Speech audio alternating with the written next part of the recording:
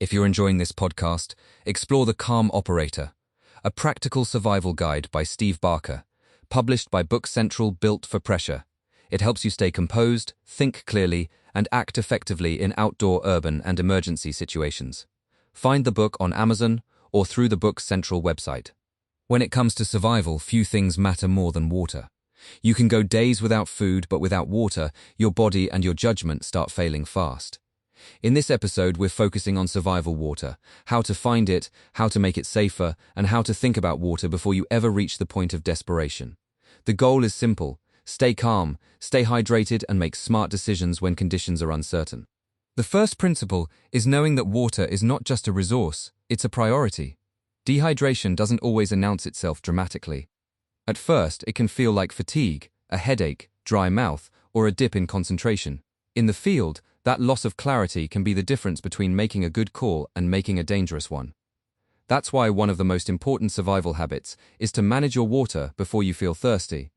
If you're hiking, traveling, or caught in an emergency, assume that conserving and finding water is part of the plan from the start. Next, you need to know where survival water can come from. Natural sources include streams, rivers, springs, rain catchment, snow, and even dew in some environments. But every source comes with trade-offs. Fast-moving water may look cleaner than stagnant water, but it can still carry parasites, bacteria, or runoff contamination. Rainwater is often one of the best options if you can collect it safely. Snow and ice can be used too, but melting them first is critical, because eating snow lowers body temperature and can make things worse. The big lesson here is to never assume water is safe just because it looks clear. Once you've found water, the next step is making it safer. Boiling is one of the most reliable methods in a survival setting. If you can get water to a rolling boil and keep it there long enough, you greatly reduce the risk from many pathogens.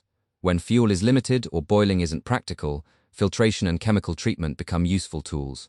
Portable filters can remove debris and many microorganisms, while purification tablets or drops help disinfect water over time. In real situations, the best approach is often layered. Filter first if the water is dirty, then treat it. That combination gives you a better margin of safety. It's also important to think about water planning as part of your overall survival mindset.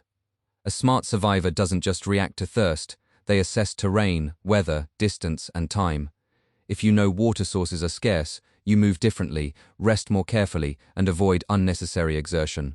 If you're building a 72-hour plan, water should be one of the first things you account for. Carrying enough is ideal, but knowing how to source and treat water gives you freedom when your supply runs low. That knowledge turns panic into options. In the end, survival water is about more than just drinking. It's about awareness, preparation, and making calm decisions under pressure. The more you understand your environment, the more confident you become in it, and in survival, confidence built on skill is one of the best tools you can have. Find water wisely, treat it carefully, and never stop thinking one step ahead.